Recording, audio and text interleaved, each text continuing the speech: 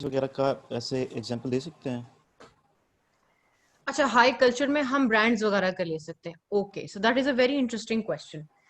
So high culture and like आपका जो है common culture, that is like a term that goes as far back as the 17th century. और उससे जो उसके कॉन्सेप्ट की एजम्पशन है या the reality behind that particular concept, वो हम देखते हैं even before that. Like almost as old as society itself, there's always been a class that is more privileged than the others. However, at the turn of the 20th century, एक और नए culture ने जो है ना sort of जन्म लिया. What is that culture? That was called consumer culture. Why is consumer culture inherently different from these two categorizations? Because consumer culture में आप एक चीज को वैल्यू दे रहे हैं जो शायद इनहेरेंटली उसके साथ एसोसिएटेड नहीं है, राइट? जिस तरह अब क्लासिकल म्यूजिक है या कोई बहुत एक्सपेंसिव चीज है जैसे गोल्ड है या what ever, you know, things that have actual value in your economic systems from the very beginning of time, उसकी वर्थ बिल्ड हुई है ओवर टाइम। अब इसमें ये जो ब्रांड्स और ये कंज्यूमर कल्चर कहाँ पे फिट होता है? For example some leather bag, as amazingly as it is made, even इस दौर में उसके इर्द गिर्द एक ऑरा क्रिएट किया गया है। It's the same leather bag that might be made in China and you somebody might have a copy of it. So उसकी कॉपी होना या उसकी फर्स्ट कॉपी होना या उसका सेकंड हैंड मिल जाना, सो कंज्यूमर कल्चर जो है ना उनकी ब्रांड्स की तरफ एक्सेस जरा डिफरेंट तो तरह की है, लेकिन वहां पे ना सॉर्ट ऑफ ये डिवाइड नहीं है। कंज्यूमर कल्चर का एंटायर पर्पस ये होता है कि जो 8,000 में जोड़ा वही खरीद सकता है वो खरीद ले पहले, फिर जो बच गए फिर उनको 20% ऑफ करके बाकी दे दिया आपने, फिर उसके बाद जो रह गए उनको आपने 50% ऑफ करके सेल लगा दी। So essentially, the same Joda was purchased by two different people from different strata of society. Why are brands not exactly in this category? Because अगर सेल लगेगी तो उससे लोअर स्ट्रेटा का बंदा भी उसको अफोर्ड कर लेता है बल्कि खरीद लेता है। That is the point of consumer culture. तो कंज्यूमर कल्चर हाई कल्चर और या कॉमन कल्चर या पॉपुलर कल्चर से थोड़ा सा डिफरेंट होता है, क्योंकि कंज्यूमर कल्चर का एम जो है वो डिफरेंशिएशन या मोर इनहेंसमेंट या इनरिचमेंट ऑफ द माइंड या कम्युनिकेशन तो है नहीं। उसका सिर्फ एक ही पर्पस होता है कि जो उनका आइटम या प्रोडक्ट है वो हर तरह से हर level of tier of society में परमिएट कर जाए at the expense of their other regular living aspects also, चाहे वो भी हो जाए। इसकी सबसे अच्छी एग्जांपल आपको कहाँ मिलती है कि जो कोरोना के दौरान वो कौन सी इंडस्ट्रीज थी जो सबसे पहले ठप होना शुरू हुई? Can anybody tell me?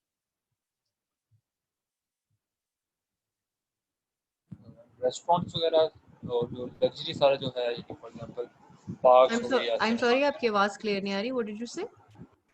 Ma'am restaurants, parks वगैरह नहीं, जो not leisure exactly, not exactly. The first industry जिसने बैंक्रप्सी फाइल की यूएस के अंदर, the very first industry that filed for bankruptcy was the clothing industry. Now, why did the clothing industry file for bankruptcy and why was it कि पाकिस्तान की तमाम जब से automobile history बनी है तो this I think the month before that it was probably अगस्त था शायद, कि पहली दफा पाकिस्तान की ऑटोमोबाइल हिस्ट्री की पैदाइश के बाद पहला एक ऐसा महीना आया था जब एक गाड़ी भी पूरे मुल्क में नहीं बिकी, because it was not essential. What do you learn? That consumer culture is keeping a lot of jobs and lots of industries alive because for the sheer idea of purchasing things, because it's वो मतलब आपने एक device खरीदनी है जिसका purpose है communicate करना एक तरफ से दूसरी तरफ। Why is it that your middle class will bend over backwards, go for installment payments and God knows what not to purchase a phone that costs as much as like their 3-month salary? It's a good question, isn't it? तो consumer culture जो है वो attack करता है या cater करता है हर class को, मगर वो उनकी जो अफोर्डेबिलिटी है या उनका जो परचेज पॉइंट है उससे थोड़ा सा ऊपर रखता है ताकि it appears as if they can almost reach that same level of comfort या luxury. That is the illusion of brands and things that come with a tag, और यही पर्पस है एसेंशियली। क्वालिटी से एसोसिएटेड नहीं है inherently brand होना, और ये डिफरेंस है थोड़ा सा। मैम इसको उसके साथ कैपिटलिज्म के साथ भी एसोसिएट कर सकते हैं। बिल्कुल, एब्सोल्युटली, आप इसको एब्सोल्युटली कैपिटलिज्म के साथ एसोसिएट कर सकते हैं। In fact consumer culture by the virtue of its existence is a by product of the system of capitalism. जब मैस प्रोडक्शन होती है, आप एज अ, अगर आप में से कुछ लोगों को आइडिया हो कि हम पढ़ेंगे भी सही वैसे कार्ल मार्क्स को, जब हम फंक्शनलिज्म की थ्योरीज पढ़ेंगे, मैं सोचूं आपको पहले करा दूंगा, तो उसमें हम क्या नोटिस करते हैं, what is the one really important aspect about consumer culture जो हम नहीं समझ पाते, व्हाट इज दैट?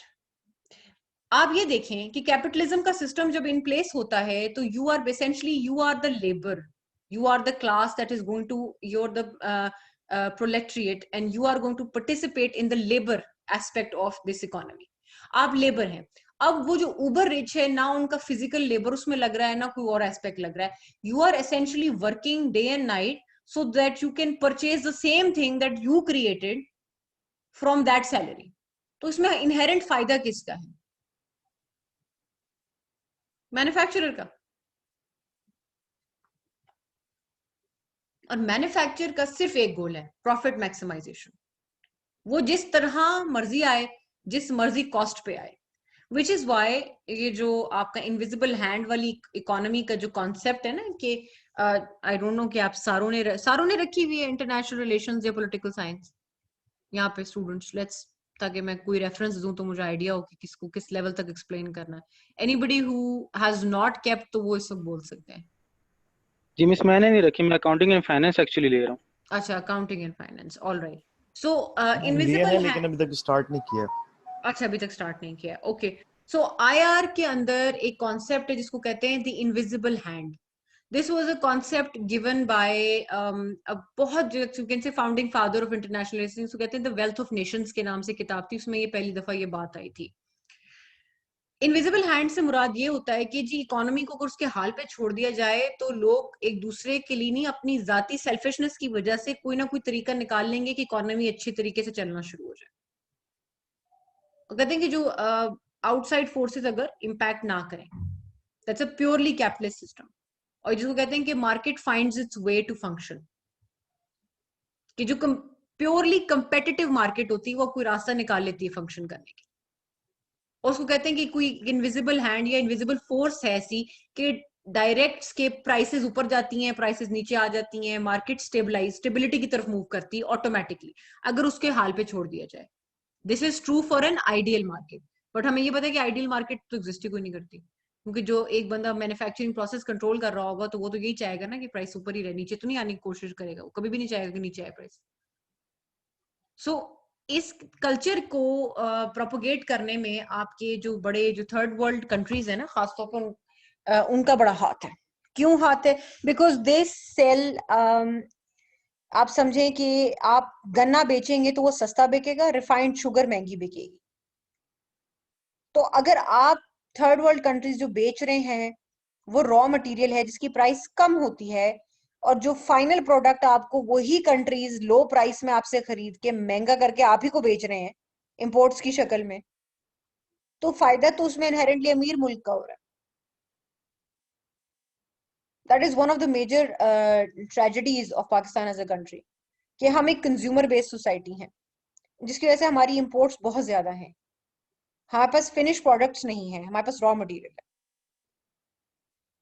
सो यहाँ पे कल्चरल हेजेमनी की अब हम बात करते हैं। Now that this matter has been cleared up, what is cultural hegemony? आपका जब कल्चर डोमिनेट कर जाए दूसरे के ऊपर, वेदर विलिंगली कर रहे हैं आप या अनविलिंगली है, या जहाँ पे माइनॉरिटी व्यूज को सप्रेस किया जा रहा है, चाहे वो भी विलिंगली है या अनविलिंगली है, और वो कल्चर, उसको आप कहेंगे dominant culture. Like right now अगर मैं ग्लोबल कॉन्टेक्स्ट में आपसे पूछूं कि विच कल्चर इज प्रीडोमिनेंट या वो सबसे ज्यादा डोमिनेंट है, वो किसका होगा?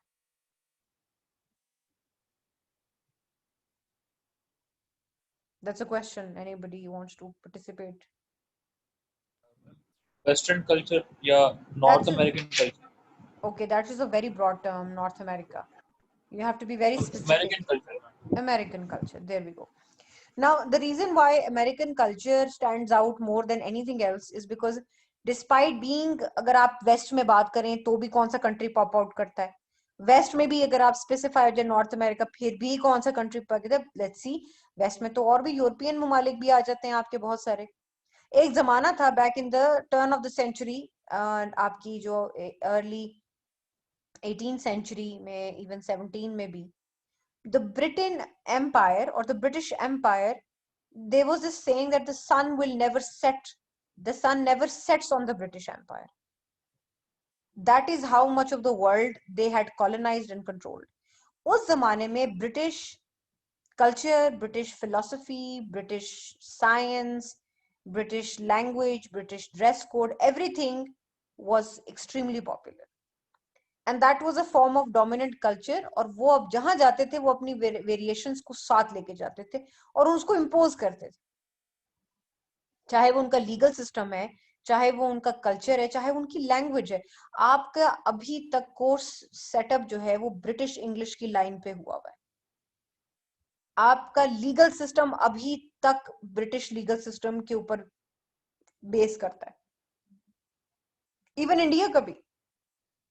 In all honesty it's not like वो इतना खास डिफरेंट है, लेकिन आपका तो बिल्कुल ही उसकी एक्सटेंशन है ना, आपका एजुकेशन का एस्पेक्ट और बिल अभी तक जो है वो वही है जो वो बना के देके गए थे आपको।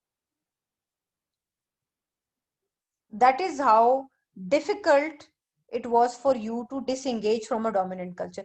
अभी तक हमारे दिमाग में ना वो गोरे रंग की एक डोमिनेंस है। क्यों? Why is it that we Asians, yeah, we as Pakistanis considered fair skin to be some sort of social status symbol? Why? आप तो inherently गोरे हैं ही नहीं, you are yellow, you are not white. Then why do we consider this to be something important या ज़्यादा superior to us? Because आपके दिमाग में, आपके culture के अंदर वो जो dominance सीप करवाई गई थी ना for a good period of 90 years, जब ब्रिटिश ने हमारे पे हुकूमत की, वो अभी तक हमारे अंदर से नहीं निकली, वो अभी तक कहीं ना कहीं थ्राइव कर रही है। इसलिए तो हमारी कंबाइंड सब कॉन्टिनेंट की, इवन इंडिया की भी जो ये फेयरनेस क्रीम्स की इंडस्ट्री है वो it is blooming. And while this is blooming, this do you realise कि ये आपको, आपकी आइडेंटिटी को, एक अफ्रीकन अमेरिकन की आइडेंटिटी पे it is a direct insult when you read these things कि जी वाइटनिंग क्रीम है और ये है वो है फलाना। देख ऑब्सेशन है, राइट? हम इनहेरेंटली रेसिस्ट हो जाते हैं और हमें पता नहीं चलता, क्योंकि वो डोमिनेंस इतनी सिवियर थी हमारे ऊपर उस कल्चर की कि we have still not come out of it.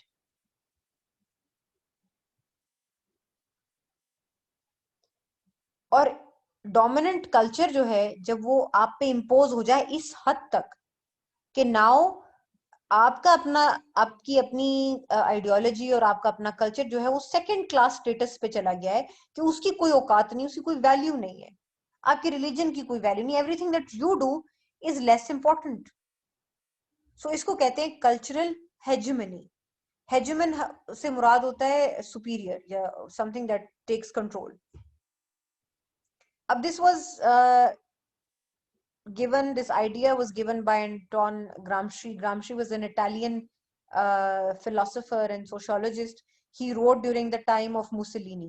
Mussolini was the Italian dictator जो के हिटलर के साथ साथ प्रोग्रेस किया था, सेम काउंटर पार्ट से उस जमाने में।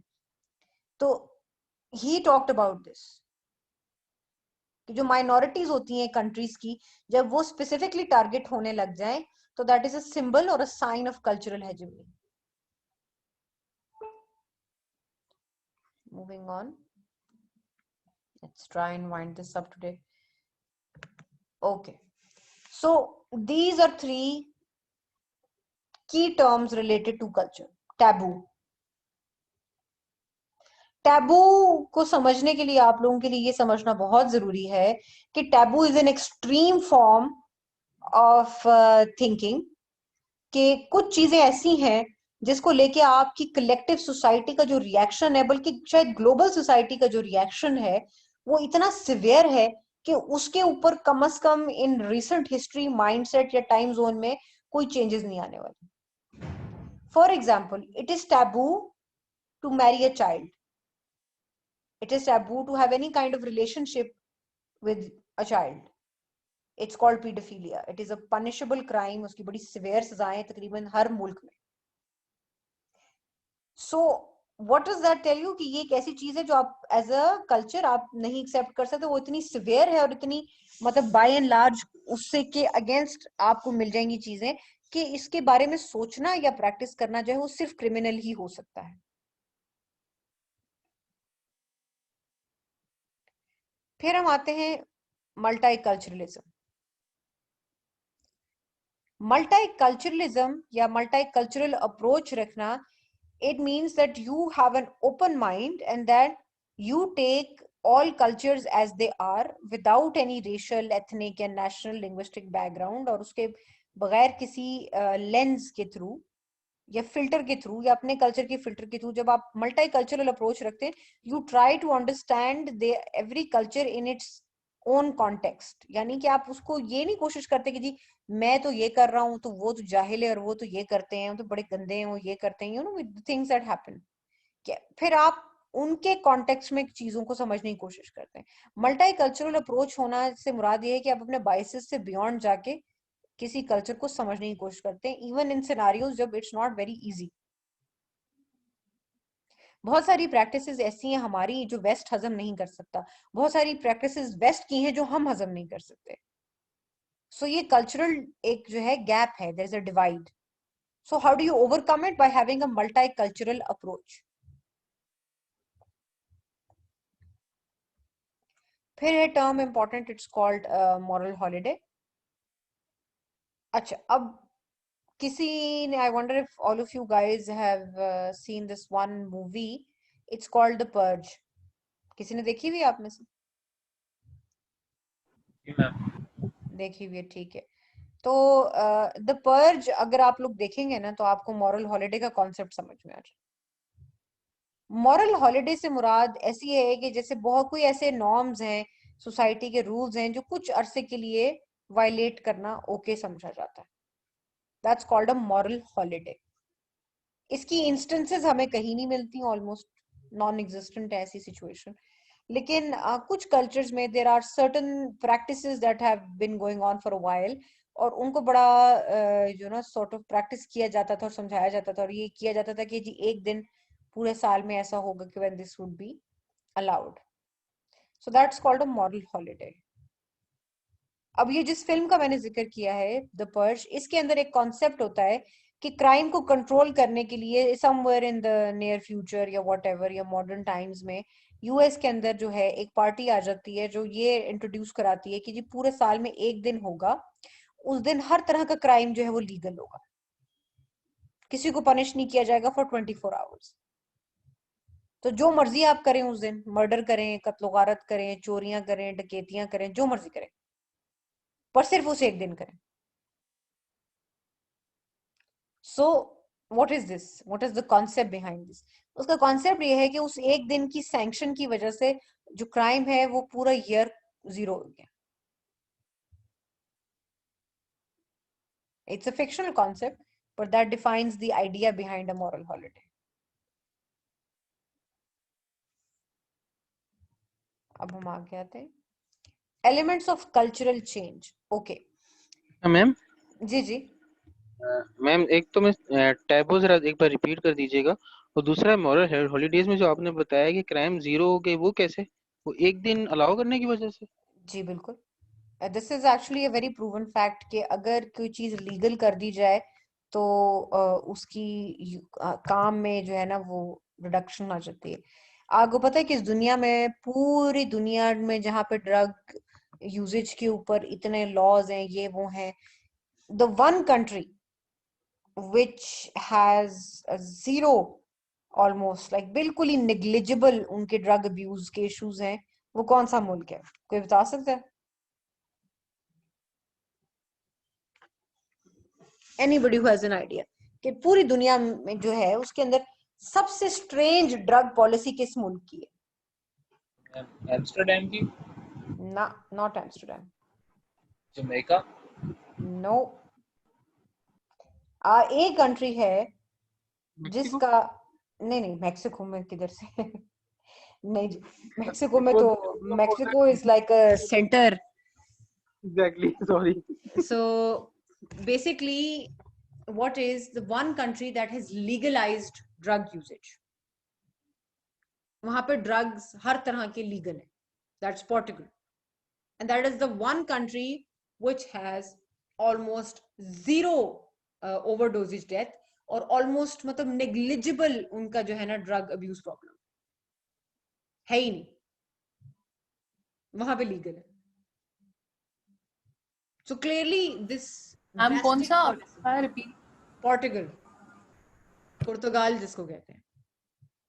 It's a very unique drug policy जो कि सिर्फ इस कंट्री में इम्प्लीमेंट हुई है. Like all kinds of dangerous substances जो पूरी दुनिया में जहाँ पे आपको सजाएं बड़ी सिवियर मिलती हैं, वो इस मुल्क में वो सारे ड्रग्स लीगल है. मतलब somebody could use cocaine, crack, methamphetamine in front of a police officer, they would do nothing because it's legal in that country. And that is the one country जहां पे drug related crimes and drug related deaths या drug related usage बहुत minimal. मतलब obviously जब इन्होंने ये policy implement की थी तो उस वक्त एकदम there was a gate crash of usage. फिर they noticed कि with each passing year almost मतलब खत्म ही हो गया. Because क्या किया आपने? Because the government made the people themselves responsible for their own protection. आपने उसमें से एक जो मेजर चार्म था चीज का कि जी वो इलीगल है, वो ही खत्म कर दिया. So what this is like, although इससे रेलेवेंट या काउंटर कोई स्पेसिफिक स्टडीज एग्जिस्ट नहीं करती जो इनके इस केस को 100% जस्टिफाई करें कि हर मुल्क में ऐसा ही होगा, ये कहना बिल्कुल जरूरी नहीं. क्योंकि वंस अगेन लोग बहुत डिफरेंट है. कल्चरल चेंज जब हम पढ़ने लगे वो जरा डिफरेंट है. फिर आपने कहा कि टैबू को मैं रिपीट कर दूं, टैबू का इतना कोई वो वैसे मसला नहीं है मुझे समझने का. टैबू हर वो ऐसा क्राइम है जो आपकी सोसाइटी किसी सूरत एक्सेप्ट नहीं कर सकती. हर किस्म का नॉर्म, जैसे मैं आपको एग्जांपल इसमें देती हूँ कि पास्ट में एंशिएंट सिविलाइजेशंस में जो जैसे इजिप्शियंस हो गए, Egyptians used to make sure कि that the brother and sister married each other. यही उनका तरीकाकार था अगली किंगशिप को ट्रांसफर करने कि जी हमारी ब्लड लाइन्स प्योर है. Can anybody imagine this? This is a taboo in modern society, even in their own society, but just not for the pharaohs.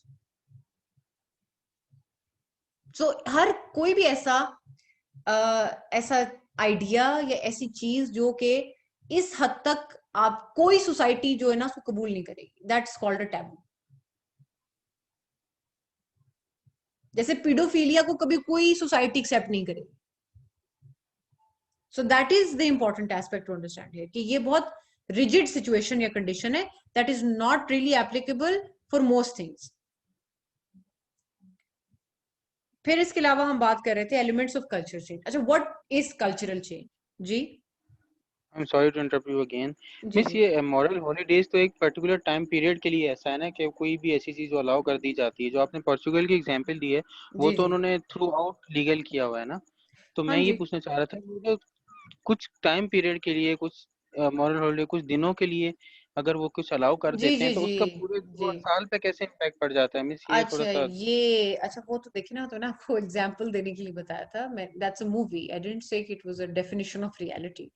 Thing is कि ना ना जब ना, भी मैं कोई मैं चीज मैं एक्चुअली मैं पोर्चुगल की सिर्फ बात कर रहा हूँ. एक्चुअली वो तो चले, वो तो थ्रू आउट उन्होंने इलीगल कर दिया तो इलीगल रहा नहीं. उन्होंने कहा कि भाई आप लोग खुद रिस्पॉन्सिबल हो इस चीज के, अगर आप जी लोग कुछ करेंगे तो इस तरह लोगों जी ने ये डर के ह्यूमन आहिस्ता आहिस्ता छोड़ते देखिए, ये चले गए. तो this is like human psychology. इसके अंदर तो आप why they decided to do this, nobody has to date. अब देखिए ना, अब एक पूरे मुल्क की एक्सपेरिमेंट आपके सामने आ गई, लेकिन क्या उनकी देखा देखी और किसी मुल्क ने ड्रग्स को लीगलाइज किया? किसी ने भी नहीं किया.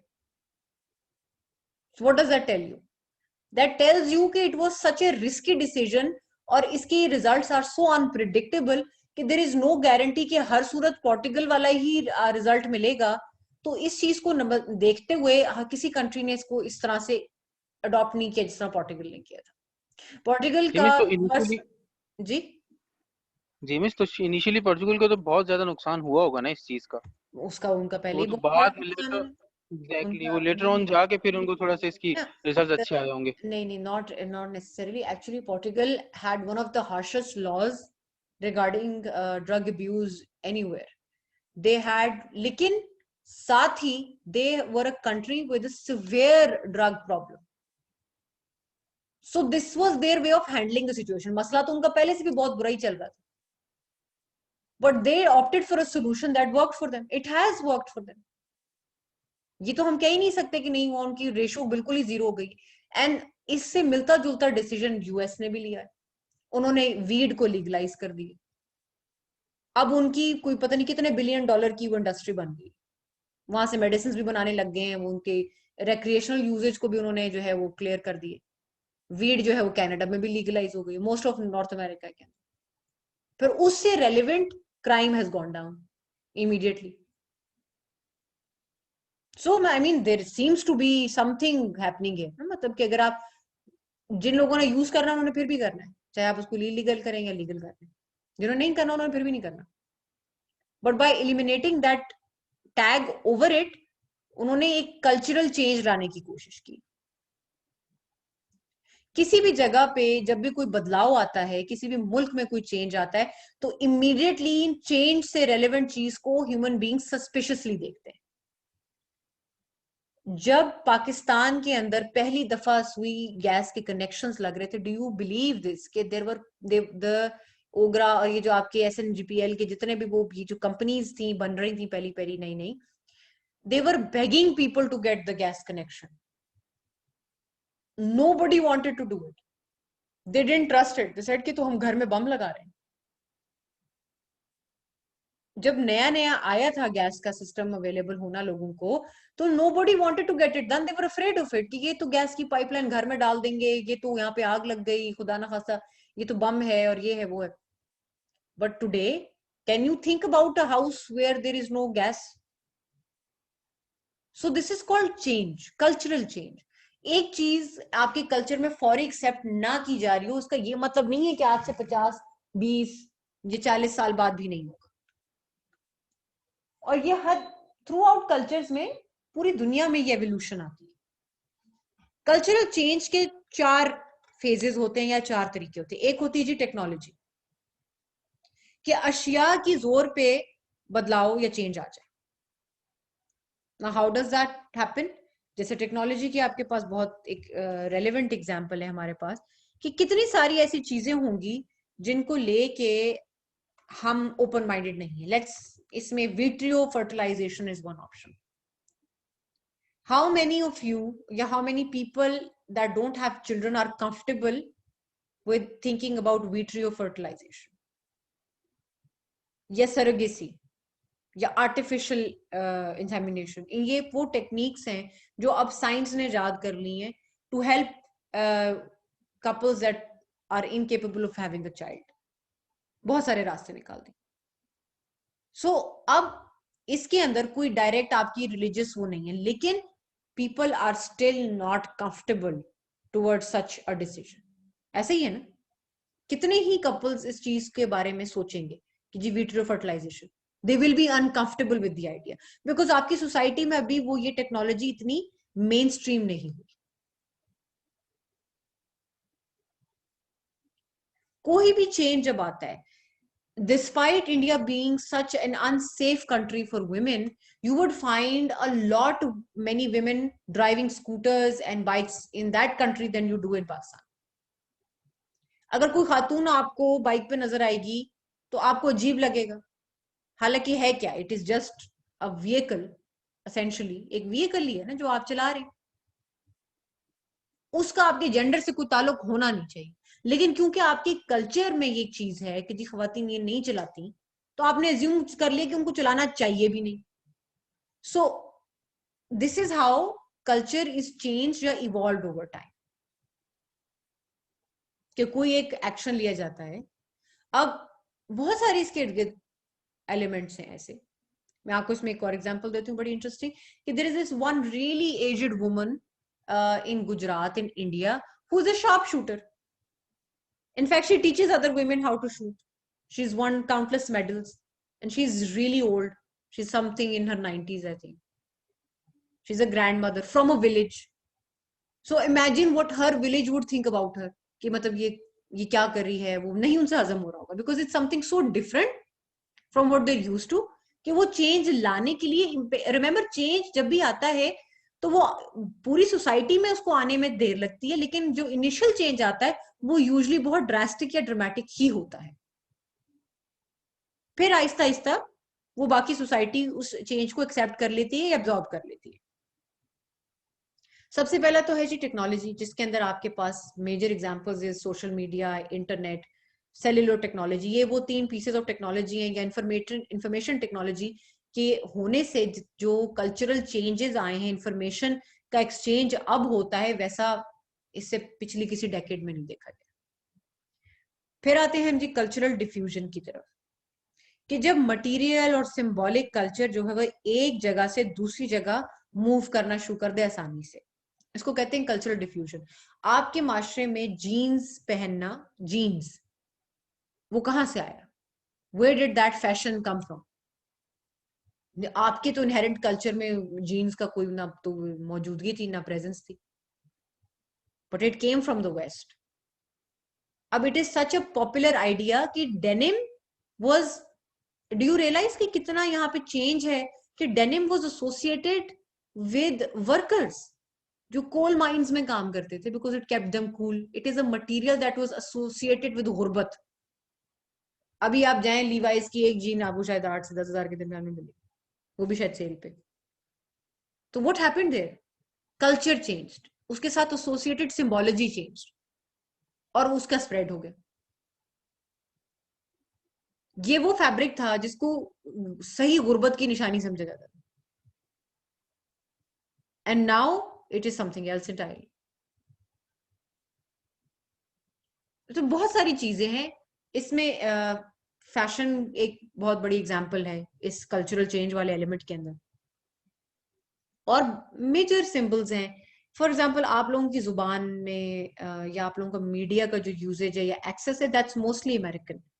दैट मीन्स कि बहुत सारी चीजें हम लोग जो हैं वो बोलते अमरीकियों की तरह है, लेकिन क्योंकि हमारी एजुकेशन फॉर्मल जो है वो ब्रिटेन के उस पर सैम्पलिंग के ऊपर हुई हुई है, तो वो जो हमारी चीजें हैं वो जरा ब्रिटिश ओरिएंटेड हो जाती हैं। हमारे एक्सप्रेशंस, हमारी स्पेलिंग्स, वो हर चीज जो है वो बड़ी एक आपस में कंफ्यूजन, एक सॉर्ट ऑफ ब्लेंडर सा चला हुआ है, जिसके अंदर बहुत सारी जो है वो चीजें मिक्स हुई जा रही हैं। तो जो डिफ्यूजन से मुराद क्या है, कि भाई एक चीज से दूसरी चीज में मूवमेंट आसान हो गई है। अब आप खोलते हैं कोई चीज, आप बहुत अच्छी इसमें एग्जांपल क्या है, कि किसी जमाने में आज से 10-15 साल पहले क्या आप लोग सोच सकते थे कि जी टर्किश टीवी ड्रामास इतने ज्यादा आपके कल्चर पे इम्पैक्ट करेंगे, कि अब उस एक ड्रामे के पीछे लोगों ने बच्चों के नाम भी रखना शुरू कर दिए जो उस ड्रामे के कैरेक्टर्स हैं। This is called cultural diffusion. What is very interesting in this, कि हम टर्किश कल्चर को इतना होल हार्टेडली एक्सेप्ट करते हैं, इतना होल हार्टेडली हम उसको पसंद करते हैं, हालांकि हमारा अपना कल्चर बिल्कुल भी टर्किश नहीं है। हम जो हमारा कल्चर है that is an Indian culture, लेकिन हम उसको ओन नहीं करते। हम उसको ओन करना चाह रहे हैं जो टर्किश कल्चर है। So what is that, that is called cultural diffusion, कि एक सेंसिबिलिटी या आइडियोलॉजी वो ट्रांसफर कर दी जाए दूसरे एरिया में। फिर हम आते हैं कल्चरल इंपीरियलिज्म की तरफ, कि जब अच्छा कल्चरल इंपीरियलिज्म जोर जबरदस्ती से लाया जाता है। जैसे जब ब्रिटिश आपके ऊपर आके हुक्मरान हो गए थे, तो उनका पहला ये था कि जी इनकी जुबान गलत है, that Indians are a beastly people with a beastly religion. ये विंस्टन चर्चिल की कोटेशन है। He used to call the Indians a beastly people with a beastly religion. He did not care whether the Indians lived or died. This was cultural imperialism. कि वो आप ये समझें कि भाई ये सारे बारबेरियंस हैं, इनको कुछ भी नहीं आता, और इनको ना आजाद होने की या इनको सिविलाइज होने की जरूरत है। अब इसको इम्प्लीमेंट करने के 2-3 तरीके हैं, जिसमें से एक तो है जी मीडिया का यूजेज, विच इज जो उस जमाने में अगर हम बात कर लें कॉलोनियलिज्म की, तो उस जमाने में क्या था जी, पैम्फलेट्स हो गए, रीडिंग मटेरियल हो गया, प्रिंटिंग प्रेस हो गया। फिर सेकेंडली क्या था जी, कंज्यूमर प्रोडक्ट्स, कि वही रॉ मटेरियल जो इंडिया से ब्रिटेन बाहर लेके जाते थे और ब्रिटिश फैक्ट्रीज के अंदर मैन्युफैक्चर की चीजें बनती थी, वो वापस आके वो इंडियंस को ही बेचते थे। तो दैट इज कंज्यूमर प्रोडक्ट्स, जिससे आप एक इकोनॉमी को कंट्रोल कर रहे हैं। And then finally by military या एडमिनिस्ट्रेटिव फोर्स, कि जबरदस्ती आप इंस्टीट्यूट करें कुछ रूल्स एंड रेगुलेशन जिसको लोगों को मानना पड़े, या imposition of a culture on another culture. That is called cultural imperialism. फिर है जी कल्चरल लेवलिंग। कल्चरल लेवलिंग क्या होती है? कल्चरल लेवलिंग ये होती है कि जब दो कल्चर्स जो कि एक टाइम पर बहुत मुख्तलिफ थे, over a course of time they start to look and sound very similar. कोई किसी के दिमाग में इसकी कोई एग्जांपल आती हो कल्चरल लेवलिंग की?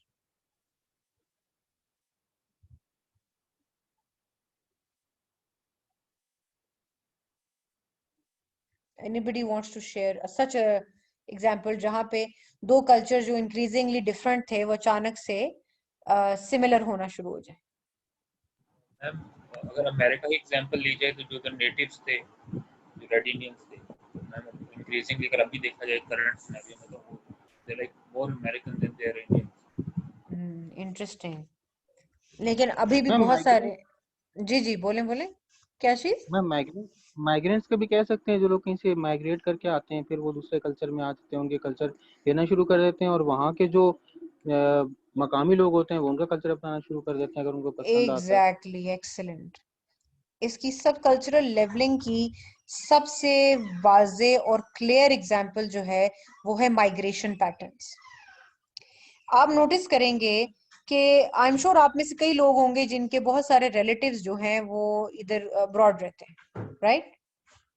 उनका जो कल्चरल एस्पेक्ट है, जो उनके एलिमेंट्स हैं, वो कितने डिफरेंट हैं आपसे, उनकी सेंसिबिलिटी, उनकी लैंग्वेज कितनी डिफरेंट है।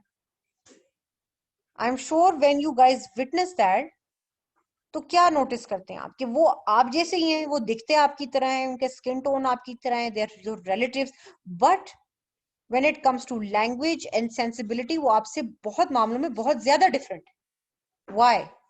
बिकॉज उनकी एजुकेशन, उनकी एनवायरनमेंट, इवन इफ हम कहें कि जी बहुत उनको सपोज पाकिस्तानी माहौल दिया गया, even then their approach towards a lot of subject matters would be very very different from the way you approach them, and that is cultural leveling. और इसकी वाकई जैसे उन्होंने एग्जांपल दी, सबसे अच्छी एग्जांपल है माइग्रेशन पैटर्न्स कि जो डायस्पोरास बने होते हैं abroad, while they retain a lot of the cultural elements, उसके अलावा what remains is the similarities from the receiving culture. So that is a good example of that. फिर मूविंग ऑन, ये हमारे तीन एस्पेक्ट्स हैं further: innovation, discovery and invention. ये वो तीन चीजें हैं जिनसे कल्चर्स बदल जाते हैं। इनोवेशन क्या है? कि कोई कॉन्सेप्ट जो इनिशियली अपेयर हुआ और उसको एक नए तरीके से अप्रोच किया जाए, that is innovation. Excuse me please.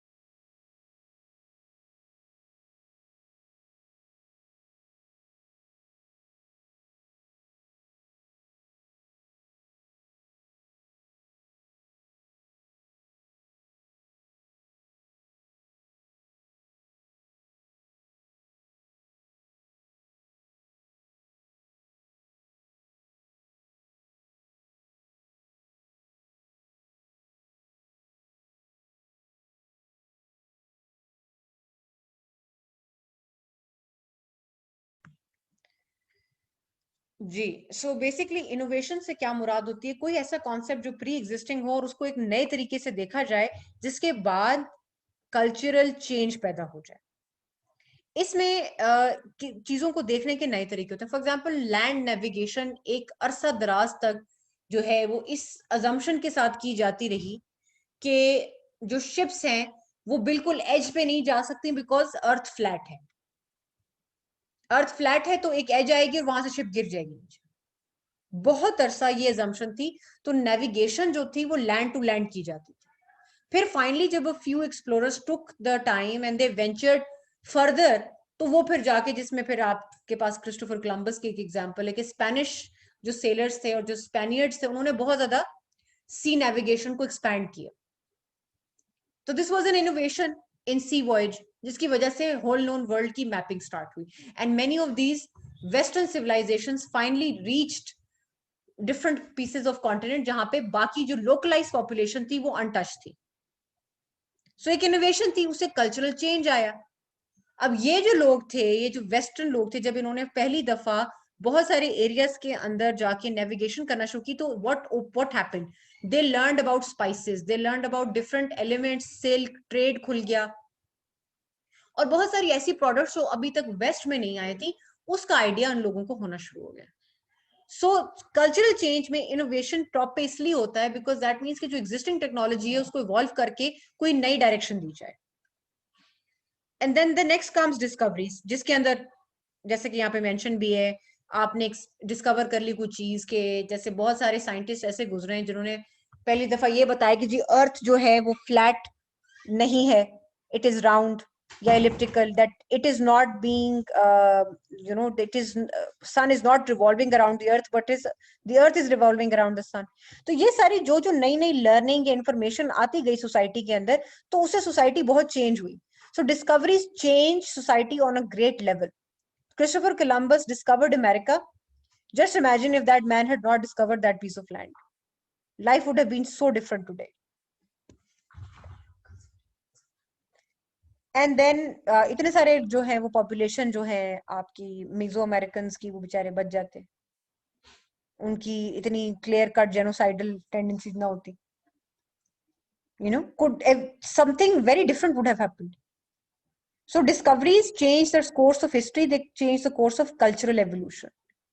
फिर उसके बाद इन्वेंशंस, जिस तरह मैंने आपसे कहा कि विट्रियो फर्टिलाइजेशन की जब टेक्नोलॉजी आई तो it made it easier for couples that were unable to have children to have kids.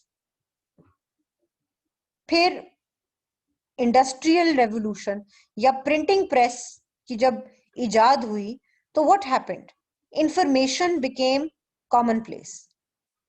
Telephone की जब इजाद हुई, इलेक्ट्रिसिटी की जब हुई, तो these things have changed the way people used to live their lives.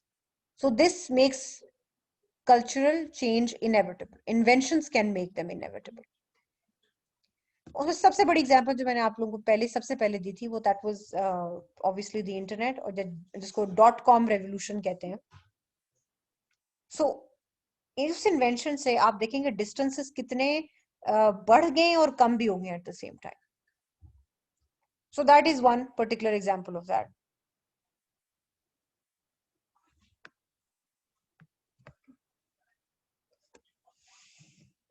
Moving on, फिर हम बात करते हैं जी cultural lag and repercussions. Okay, so we see today कि the world is clearly divided into three very obvious portions. एक आपको जिसको हम ट्रेडिशनली हम कहते हैं third world, which is your country and many other nations that refuse to move with the times, या जहाँ पे करप्शन की है व्हाटएवर मल्टीपल रीजंस की वजह से culture is not similar to the West. Technology उस लेवल तक कॉमन प्लेस नहीं है। फिर ये जो एक एस्पेक्ट होता है कि चाहे डिनाइल की वजह से या चाहे नॉट रिलायंस ऑन टेक्नोलॉजी या कुछ सिस्टम आप इम्प्लीमेंट नहीं करना चाह रहे, उसकी एब्सेंस में जो एक चीज जनरेट होती है इस तरह की कि आप दुनिया से पीछे रह जाए, तो this term is called cultural lag. कि the time elapsed between a new item of material culture is introduced and when it becomes an accepted part of non-material culture। अब इसे क्या मुराद है कि जो कल्चरल लैग जनरेट होता है कि जब कोई नई चीज आई मार्केट में या आपकी सोसाइटी में कोई नई चीज इंट्रोड्यूस हुई और उसको एक्सेप्ट करने में आपने टाइम लगा दिया, या आपने नहीं किया एक्सेप्ट, इमीडिएटली नहीं किया, तो कल्चरल लैग आ गया। मुराद क्या हुई इससे कि जी इवेंचुअली जो लोग उसको एक्सेप्ट कर गए पहले, या जो सोसाइटीज उसको एक्सेप्ट कर गई, वो आगे निकल गई और आपकी सोसाइटी कल्चरल लैग का शिकार हो गई, यानी वो पीछे रह गई। They took so long to accept that part into their non-material culture कि वो eventually उसका हिस्सा ही ना बन सकी, या बहुत देर लग गई। तो इसमें सबसे बड़ी एग्जाम्पल क्या थी कि यहाँ पे मैंने एक इंटरेस्टिंग एग्जाम्पल इसलिए दी हुई यूनाइटेड स्टेट्स की कि उनका इंफ्रास्ट्रक्चर को अपडेट हुए हुए 100 साल से ऊपर हो चुके हैं। when did they actually bother to really invest in their infrastructure? जब इनकी फाइनेंशियल क्राइसिस आई 2008 की, वो भी इसलिए because they needed to put a lot of Americans to work and this was probably the best way to do it. अब वो infrastructure जो किसी जमाने में उन्होंने बनाया था, that is not supportive towards the needs of the current modern day age, उसको वो अपडेट कर रहे हैं। जबकि जर्मनी में, फ्रांस में भी कई एरियाज ऐसे हैं जो नहीं अपडेट हुए हुए, लेकिन Germany is a classic example of modern solutions कि उन्होंने अपने इंफ्रास्ट्रक्चर को साथ साथ इवॉल्व कर लिया। जबकि United states being such a huge economy and इतनी पावर व्हाट नॉट, उन्होंने अपने इंफ्रास्ट्रक्चर को इवॉल्व नहीं किया, ना उसमें इन्वेस्टमेंट की, बल्कि मेजर स्ट्रक्चर जो ग्रे स्ट्रक्चर उनका है वो अभी भी 100 साल पुराना है।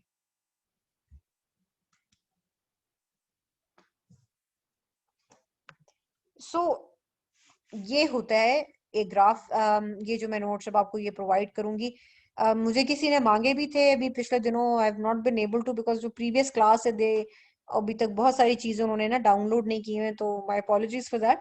इंशाल्लाह आज मैं कोशिश करूंगी कि हर सूरत आप लोगों को क्लास में ऐड कर दूं। पिछली क्लास में अपने आखिरी नोट्स कुछ उनके रह गए थे, उन्होंने डाउनलोड करने थे, वो कर लेते हैं, तो फिर I can add you people also, तो वहां पे all of this would be now available. So cultural lag versus diffusion, sociologist Everett Rogers ने ये डेवलप किया था मॉडल। इसके अंदर आपको दो कर्व्स नजर आ रही है, एक कर्व है डिफ्यूजन की और एक कर्व है कल्चरल लैग की। जो इनोवेटिव सोसाइटीज होती हैं वो आपकी जाती हैं येलो कर्व के क्रॉस, कि एक चीज आई, टेक्नोलॉजी उतनी पसंद की कि आहिस्ता आहिस्ता लोगों ने एक्सेप्ट कर ली और फाइनली मेन स्ट्रीम सोसाइटी का हिस्सा बन गई, सेल्यूलर टेक्नोलॉजी जैसे हुई। अब फॉर एग्जाम्पल किसी कल्चर में इंट्रोड्यूस होती है और वो उसको एक्सेप्ट ना करते, कहते जी नहीं फोन नहीं यूज करने, ये तो गलत है, और ये और वो है, फलाना है, ये डेंजरस है, तो ये कर देगी वो कर देगी, तो अचानक आप नीचे की तरफ आ गए और वो आप पीछे रह गए और जिन्होंने एक्सेप्ट कर लिया ऊपर चले गए। Their society evolve with it. अब मुझे कोई बताए आप में से एग्जाम्पल कि पाकिस्तान की रिसेंट हिस्ट्री में कौन सा एक ऐसा प्रॉब्लम है जो तकरीबन पूरी दुनिया से खत्म हो गया लेकिन पाकिस्तान से नहीं हुआ because of cultural lag. Anybody wants to offer up? Ma'am polio. Excellent. So you guys have to be very well versed with current affairs. That's very important for this examination. आपने कोशिश अपनी पूरी करनी है कि हर तरह से आप लोग ना अवेयर हों चीजों से। So पोलियो के ड्रॉप सारी अवाम को पिलाना कोई मुश्किल काम नहीं है, लेकिन हमारे यहाँ अवाम ने इसके इर्द गिर्द एक प्रोपोगेंडा को एक्सेप्ट कर लिया है कि जी ये गलत है, ये हो जाएगा, हमारे बच्चे हो जाएंगे, हमारी पॉपुलेशन को कंट्रोल करने की कोशिश कर रही है West and God knows many other ridiculous such examples. मतलब इस हद तक लोग गए कि कुछ अरसा पहले एक वीडियो भी रिलीज हो गई थी जिसके अंदर एक साहब ने बच्चों से एक्टिंग करवाई कि वो मर रहे हैं पोलियो के कतरे पीने के बाद। So this what does this tell you कि क्या मसला कहाँ है? मसला है नॉलेज में, एजुकेशन में और कल्चरल एक्सेप्टेंस में, कि एक चीज इसको आपको समझ नहीं है, पता नहीं, आप उसको खतरनाक डिक्लेयर कर दें, राइट? अब जिस बंदे को साइंस की नॉलेज है, क्या वो बर्फ के ऊपर लगी हुई आग को देख के डर जाएगा, या वो सोचेगा कि नहीं this is a chemical reaction? Education की एब्सेंस में कल्चरल लैग का होना बहुत कॉमन है। एक मार्केट के अंदर सैचुरेट होने में या उसका हिस्सा बनने में 100% कोई नई चीज आई टाइम लगता है, लेकिन अगर वो रेगुलर कर्व पे ना जा रही हो और लोग एक्सेप्ट ही नहीं करना चाह रहे, तो फिर वहां पे हम कहते हैं जी यहाँ कल्चरल लैग आया हुआ है, people have yet to accept. जैसे हमारी अवाम को टैक्स देना बड़ा बुरा लगता है, पता नहीं जैसे हम ये कोई गलत प्रैक्टिस है, बट आपकी बाय एंड लार्ज 95% पब्लिक जो है ना वो टैक्स देना चाहते ही नहीं, वो समझते गलत चीज है। दैट मीन्स कि उसकी एक्सेप्टेंस या उसकी नॉलेज या उसकी डिफ्यूजन नहीं हुई आपकी सोसाइटी में प्रॉपरली। फिर हम देखते हैं जी ग्लोबलाइजेशन एंड डिफ्यूजन। अच्छा जी, ये दो टॉपिक साथ हमें डिस्कस करने की क्यों जरूरत है, उसकी दो वजूहत है। एक तो ये कि ग्लोबलाइजेशन का एक प्रोसेस ऐसा था जहां पे पहली दफा इंटरनेशनल ट्रेड ने जन्म लिया। फाइनेंशियल मार्केट्स जो थी वो दो मुमालिक उनके अंदर दरमियान में रहने के बजाय पूरी ग्लोब में फैल गई। जो करेंसी एक्सचेंज है आज का, that functions across so many currencies across the globe in seconds. So ये कम्युनिकेशन, एयर ट्रैवल ने और ये जो रिलेशनशिप है और facilitation of goods and information ने लोगों का ट्रेड का और काम करने का डिस्टेंस बहुत रिड्यूस कर दिया। लेकिन इसका जो एक बाय प्रोडक्ट था वो ये था कि कल्चरल ट्रांसमिशन भी बहुत ज्यादा हो गई, मीडिया मूवमेंट भी बहुत ज्यादा हो गई, और बहुत सारी ऐसी चीजें जिसमें लैंग्वेज, कस्टम्स, वेस्टर्नाइज्ड आइडियाज, वो सारे आपने भी एक्सेप्ट कर लिए, जिसमें फिर क्लोथिंग भी आ जाती है, ईटिंग हैबिट्स भी आ जाती हैं, बहुत सारी चीजें आ जाती हैं। वो आपकी एसेंशियली उस कल्चर का हिस्सा है जो आपके ओरिजिनल कल्चर में नहीं थी, but they eventually became a part of your culture because of diffusion. कि ट्रेड से और ताल्लुकात से और उनके बढ़ जाने से चीजों में डिफ्यूजन पैदा हुई, कि उनकी बहुत सारी ऐसी चीजें जो कि अनइंटेंडेड थी वो आपके पास भी जो है वो मर्ज हो गई।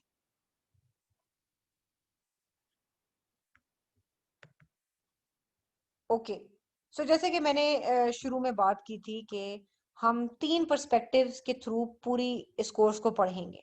उसमें पहला आपका पर्सपेक्टिव है फंक्शनलिस्ट पर्सपेक्टिव, फिर दूसरा है कॉन्फ्लिक्ट पर्सपेक्टिव, और तीसरा है सिंबॉलिक इंटरैक्शनिस्ट पर्सपेक्टिव। ये 3 लेवल्स हैं स्टडी के। जिन्होंने पहला लेक्चर मेरा अटेंड किया था उनको ये थोड़ा बहुत आइडिया होगा कि जी फंक्शनलिस्ट पर्सपेक्टिव से क्या मुराद होती है। कि फंक्शनलिस्ट पर्सपेक्टिव जो है वो सोसाइटी के अंदर वो एक सिस्टम को साइंटिफिकली देखते हैं कि जी systems exist to fulfil the societies need, कि एक नीड थी तो उस यानी कि एक चीज है वो एक फंक्शन को सर्व कर रही है तो वो एग्जिस्ट कर रही है, और ये वो कल्चर की एक जरूरत है बिकॉज सोसाइटी कल्चर के बगैर फंक्शन नहीं कर सकती। ये है जी फंक्शनलिस्ट पर्सपेक्टिव कल्चर का। फिर हम करते हैं कॉन्फ्लिक्ट पर्सपेक्टिव।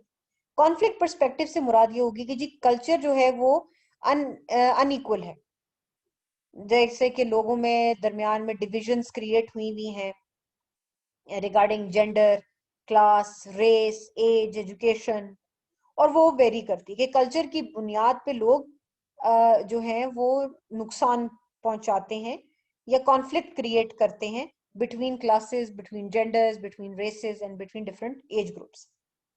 जबकि इंटरैक्शन का जो पर्सपेक्टिव है जो साइंटिस्ट इसको परस्यू करते हैं वो ये कहते हैं कि कल्चर के थ्रू हम कम्युनिकेट करते हैं, कि हमारी एक दूसरे के साथ जो daily day to day interaction होती है इंडिविजुअल्स के साथ या आपस में या लार्जर ग्रुप के साथ, तो वो सिंबल्स जो हैं या वो जो कम्युनिकेशन हम कर रहे हैं essentially that is what culture is, वही कल्चर है। And this is a perfect division of culture.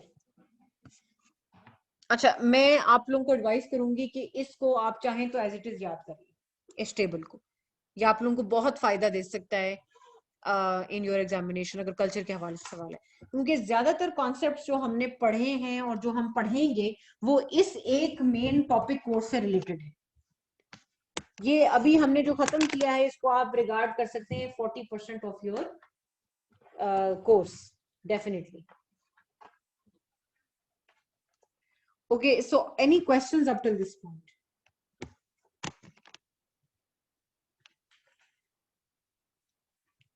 किसी का कोई क्वेश्चन है? मैम ये जैसा ये थ्योरी वगैरह पढ़ रहे हैं तो जी। हम इनके ऑथर्स को या जिनके मेन प्रोपोनेंट्स थे उनको भी याद करेंगे साथ साथ और उनको रेफर करना पड़ेगा। देखिए कुछ ऑथर्स या जो आपके थ्योरिस्ट्स हैं उनके नाम आपको कोर्स में गिवन है, उनको तो आपको देखना पड़ेगा historically, you would have to go through them, उनको हम इग्नोर नहीं कर सकते, उनको स्टडी करना बहुत जरूरी है। तो उनको हम स्टडी करेंगे, उसमें ऑब्वियसली 2-4 लोग हैं नाम है। अच्छा, अब आप लोगों के पास एक ऑप्शन है कि या तो मैं आप सबका ओपिनियन इस पे चाहूंगी कि कुछ मैंने प्री रिकॉर्डेड लेक्चर्स रखे हुए हैं, क्योंकि आपका कोर्स ज्यादा है और मेरे क्लास में आई ट्राई माय बेस्ट कि आप लोगों का कोई टॉपिक किसी किस्म का किसी भी लेवल पे मिस ना हो। तो I have 2 pre recorded lectures, तो वो मैं आपके ऐड कर दूं, अगर कल और परसों मैं आपको 2 घंटे वो दे दूंगा, कंप्लीट लेक्चर्स हैं वो आपके कवर हो जाए, तो जो हमारी नेक्स्ट क्लास हो फिर उसके अंदर हम वो 2 टॉपिक्स कवर नहीं करेंगे, हम उसके अलावा करेंगे। If you guys are on board with that तो हम ये चीज कर सकते हैं।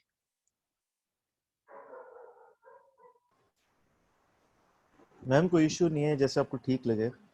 चलें, दैट मिस वो सीम्स गुड। हम लोग वो क्लास में फिर कभी डिस्कस नहीं करेंगे? नहीं नहीं नहीं, आप लोगों के अगर उसमें क्वेश्चंस होंगे या कोई भी होगा तो हम नेक्स्ट क्लास में वो डिस्कस भी करेंगे। ये मैं एडेड क्लासेस आपके लिए वो कर रही हूँ ताकि आप लोगों को कोर्स की जो कवरेज है ना वो उसमें आप थोड़ा सा आसानी हो जाए। ऑब्वियसली रिकॉर्डेड है, उसमें डिटेल्स हैं, उसके हवाले से आप लोग कोई क्वेश्चंस आपके होंगे तो आप मुझसे पूछ सकते हैं। फिर उसका फायदा ये होगा कि आप उससे गो थ्रू भी कर चुके होंगे और हम नेक्स्ट क्लास में और टॉपिक्स भी कवर कर लेंगे। That is the point. ये कुछ फ्रिंज टॉपिक्स ऐसे हैं आपके, जिस तरह से एवोल्यूशन ऑफ सोसाइटी है एक एग्जांपल, वो मैं चाह रही हूँ कि वो आप लोग पहले स्टडी कर लें ताकि हम थ्योरिस्ट और उनके ऊपर भी स्टडी अपनी एक अलग से कर लें। 2-4 हैं जिनकी मैंने रिकॉर्डिंग्स इसलिए कर ली थी लास्ट सेशन में बिकॉज आई फेल्ट कि they took up a lot of time, और उससे बेहतर था कि वो आप अपने टाइम पे इसको स्टडी कर लें और मैं फिर आपको उसके अलावा पढ़ाऊँ। उससे हवाले से कोई क्वेश्चंस होंगे तो वो तो obviously I will always answer your questions, उसमें कोई इशू नहीं। ठीक है मिस, आप शेयर कर लें। बस ये इंशाल्लाह मैं आप लोगों को, आप सब ने मुझे अपनी ईमेल आईडी तो शेयर कर दी राइट? किसी ने कोई ऐसा पता तो नहीं इसकी ईमेल आईडी मिस हो गई है? मिस अगेन दे दें ग्रुप पे? जी मेरा ख्याल है आप लोग दोबारा दे दें बिकॉज काफी टाइम गुजर गया है, डाउट इसमें कुछ लोग नए भी ऐड हुए हैं। तो अपनी ईमेल आईडीज शेयर करें ताकि मैं आपको गूगल क्लासरूम के अंदर ऐड कर दूं, वहां पे various lectures will be uploaded. ये आज वाला भी मैंने रिकॉर्ड किया तो I am going to add this also, इंशाल्लाह ये भी मैं ऐड कर दूंगी। तो जितने इसके अंदर आपके पास जो भी कोई पर्टिकुलर क्वेश्चंस हैं या anything we can discuss them. अब इसके अलावा हमने जो नया पोर्शन या नई चीज शुरू करनी है, unless somebody has a particular question exam के हवाले से या कोई सवालात आप लोगों ने करने हैं, तो हम ये आखिरी 10 मिनट्स में वो डिस्कस कर सकते हैं चीजें। मैम एक चीज क्लियर कर दें काइंडली, ये अभी उसमें गूगल की आईडी तो नहीं सही होगी, मतलब आउटलुक की चल जाएगी गूगल क्लासरूम्स में? मेरा आई थिंक एक स्टूडेंट का थोड़ा सा इशू हुआ था, नहीं आई थिंक आपको गूगल की ही चाहिए होगी। चलिए ठीक ठीक। जी, तो वो काइंडली आप लोग बना लें अपनी, अगर तो नहीं है किसी की वो आप ऐड कर लीजिएगा। एंड इंशाल्लाह उसमें फिर आप लोगों को ऐड कर दूंगी। उसमें आपकी 2-4 बुक्स हैं कोर्स की, वो मैं आप लोगों को प्रोवाइड कर दूंगी, and few important theories and notes जो कलेक्ट किए हुए हैं, कुछ कलेक्ट किए हुए हैं, कुछ मेरे अपने लिखे हुए हैं, वो इंशाल्लाह वो भी मैं अपलोड कर दूंगी आप लोगों के लिए as we cover daily topics, क्योंकि इसमें सेल्फ के और 2-4 लेक्चर्स ऐसे हैं जिनका हमें गो थ्रू करना बड़ा जरूरी है। Any particular questions about the exam so far, कोई इश्यूज आप लोगों को आ रहे हैं वो आप मुझसे भी पूछ सकते हैं। मैम एक्चुअली मैं कहना चाह रहा था कि अगर जो अभी आप स्लाइड्स वगैरह अपलोड करेंगी, ये जो जितने लेक्चर्स आपके हो चुके हैं, एक जी तो जी वो होंगे, प्लस जो आप रिकॉर्डेड देंगी मैं उसकी स्लाइड्स होंगी। जी जी, उसकी भी होंगी स्लाइड्स भी होंगी, रिकॉर्डेड लेक्चर्स भी होंगे। You would be provided everything, कोई कोर्स मटेरियल आपका इंशाल्लाह मिस नहीं होगा, so don't worry about that. Miss वो हम एक्चुअली कवर मैं करेंगे। ये चाह रहा था कि एक मरतबा पहले ही मैंने आपसे रिक्वेस्ट की थी मिस, अगर आप फॉलोइंग लेक्चर की स्लाइड्स अपलोड कर देना तो एक्चुअली उससे फायदा देखिए ये हाँ जी, मैं समझ रही हूँ, मैंने यही आप मैं लोगों को जिक्र भी किया कि मसला ये नहीं हुआ नहीं था उस कि दिन पिछले जी मिस मैं वो मुझे पता है, आपने उस दिन मना किया था ना। तो एक्चुअली वो अप्रोच मेरी ये है कि जब आपकी स्लाइड्स हमारे पास होंगी ना तो उनको हम लोग प्रिंट करके ना आपके लेक्चर से उन्हीं के अगेंस्ट हम लोग फिर वो नोट कर सकते हैं ना, एक्स्ट्रा पॉइंट्स वगैरह। तो वो अलग से फिर अच्छा, नोटबुक के ऊपर करने की राइट जरूरत नहीं राइट, नहीं पड़ेगी। अच्छा नहीं वो चलें ठीक है, I guess I that can be done. मैं आप लोगों से चलें शेयर कर लूंगी, आपका पॉइंट वैलिड है, तो तो आपने एक्चुअली पहले ये कहा था कि अगर आप वो फिर मुश्किल हो जाएगा, हम लोग पहले नहीं अगर हो पहले से तो पढ़ के जाएगा, आ रहे वो तो है, हाँ। बिकॉज फिर then you would have a gazillion questions और आप उसमें फंस जाएंगे और फिर नहीं वो वो नहीं करनी है, वो चल मिस अप्रोच बस वही है ताकि वो क्लास के दौरान नोट डाउन हम लोग उन्हीं पॉइंट्स के सामने ही कर ले, बड़े पॉइंट्स के सामने चलें ना, तो बहुत चलें अच्छा हो ठीक है, जाएगा अगर। चलें ठीक है, फाइन, मैं आप लोगों की अपलोड कर दूंगी, कोई मसला नहीं। Thank you so much ma'am. No issues. Anybody else who has a question? खवातीन बहुत अनयूजुअली क्वाइट हैं वैसे। मैम मुझे असाइनमेंट का पूछना था, आपने असाइनमेंट चेक कर ली? ये जो अभी आप लोगों की लास्ट वाली दी थी मैंने आप लोगों को। जी मैम। जी नहीं, मैंने अभी तक आप लोगों का उसका अप्रोच नहीं किया। लाइक आई टोल्ड यू कि आप लोगों का जो ये इनका पिछला बैच था ना पीसीआई वालों का, उनका अभी नोट्स का कुछ इशू आ रहा था। तो even if I do check it, तो वही बात है क्या तो मैं आप लोगों को इंडिविजुअली फिर ईमेल करूं बैठ के, that is a very counterproductive exercise. तो ultimately I am going to ask कि मैं वहीं पे आप लोगों के रिजल्ट भी अपलोड करूंगी, सारा उस पे ही हो तो बेहतर है, बिकॉज फिर इंडिविजुअली सारों को मैनेज करना पॉसिबल नहीं है मेरे लिए। हम ये करेंगे कि इंशाल्लाह ये आज या कल में मैं आई विल टेल देम कि बस वो अपने ले लें नोट्स वगैरह जो भी रह गए हैं, क्योंकि उनकी भी एक्सेस खत्म हो जाएगी। तो फिर वो कंप्लीट करके मैं आप लोगों को उस पर डाल दूंगी, तो you will get your result of your examination. जो भी अब मैंने आपको क्वेश्चन दिया था वो उसको हम डिस्कस भी कर लेंगे और उस पर आप लोगों को फीडबैक भी मिल जाएगा आप लोगों को। ठीक है। दूसरा आप लोगों की आई होप कि आप सब ने अपने जो है ऑप्शनल्स वगैरह फाइनलाइज कर लिए होंगे, बिकॉज अब टाइम जो है बहुत स्पीडीली गुजर रहा है and you guys are nearing like one of the last and months. अब आप सब ने कर लिए अपने तकरीबन सारों, आई होप कि सब ने अपने फाइनलाइज तो कर लिए होंगे at least subjects. Yes ma'am ma'am. कर लिया। कर जी लिए हैं। अच्छा अच्छा, तो आप में से आईआर कितनों ने रखा है? मैम मैंने रखा हुआ है यार। अच्छा, गुड गुड डिसीजन। मैंने रखा। हाँ जी गुड। मैंने भी रखा है, हाँ लेकिन जी, पीसीआई की भी क्लास स्टार्ट नहीं हुई आईआर की, अच्छा वो अभी स्टार्ट नहीं नेक्स्ट हुई है। वीक से स्टार्ट होगी। हाँ ओके ओके, राइट राइट ना, आप लोगों को पढ़ाएंगी, बहुत अच्छी टीचर पढ़ाएंगी। खैर इसके अलावा आप लोगों के कोई queries that you want to know और आस्क अबाउट, कोई इश्यूज? मेरा एक क्वेश्चन था जी जी प्लीज। मैम, यानी कि इसके अप्रोच से रिलेटेड से तैयार करने से कि मैम जी क्या ये ज़्यादा बेटर होगा कि मैं सारे को एक ही सिटिंग में यानी कि ना कॉन्टिन्यूसली यानी कि with in span of couple of days इसको एक साथ करूं, या इज इट इजी कि मैं जो है ना इसको वीक बाय वीक रख सकता हूं? जिसका फॉर एग्जांपल मैंने भी यूएस हिस्ट्री किया है, तो उसमें जी मुझे पर्सनली फील हुआ कि वो सारा अगर मैं एक ही रिदम में या एक ही कंटिन्यूम में पढ़ूंगा तो वो आसान रहेगा, ताकि वो चीज़ें सारी पीछे से आपस में साथ साथ चलता इजीली पिक्चर बन जाती है। तो मैंने पूछना था कि मैम सोशियोलॉजी को क्या मैं ऐसे ही कर लूँ कि मैं हफ्ता बैठ के एक साथ खत्म कर दूँ, या जो सा है कि आपके साथ साथ ही जो सा है ये इजीली? अच्छा ओके, सो इसके अंदर आपके पास दो तीन ऑप्शंस हैं, let we can discuss them. आप कह रहे हैं कि मैं एक ही गो में बैठ के हफ्ता दो लगा के सब्जेक्ट कर लूं। अच्छा, अब क्या आपने कभी पहले सोशियोलॉजी बिल्कुल पढ़ी है? थोड़ी बहुता, थोड़ी सी भी पढ़ी है? अगर जरा सा भी कोई बैकग्राउंड है उसके ऊपर, तो फिर तो मैं आपको ये रिकमेंड करूंगी कि जी आप बैठे हैं और देन यू सॉर्ट ऑफ ना एक अपने एंड तक जो है ना उसको गो थ्रू कर लें। बाकी फिर उसके साथ साथ आप क्लास लेते रहें तो आपको कॉन्सेप्ट्स भी क्लियर होते जाएंगे, पर आपकी तैयारी अपने तौर से जितनी आप कर सकते हैं हो जाएगी। लेकिन उसका एक ड्रॉबैक ये है कि अगर आपने पहले नहीं पढ़ा हुआ और अपने तौर से आप याद करने बैठ गए, there is a good chance कि आपको भी उसकी समझ नहीं आएगी। You will miss a lot of things, और जो आपने याद किया होगा वो आपके दिमाग में एज इट इज ही होगा, उसका एनालिसिस करने का, क्योंकि देयर इज अ रीजन कि इन सब्जेक्ट्स के ऊपर जो है ना ग्रेजुएशन करते हैं लोग, it takes that much time. और आपको कहा जाता है एकदम कि जी आप कोई जादू की छड़ी घुमाए एंड आपको जो है ना 3-4 महीने साल में आप सोशियोलॉजी आ जाए इतनी, और आपसे क्वालिटी भी वो उसी तरह की एक्सपेक्ट करते हैं जैसे आपने इसमें ग्रेजुएशन किया। Same goes for every other subject. So the reason why it is always better कि आप एक दफा फॉर्मल इंस्ट्रक्शन जरूर ले लें।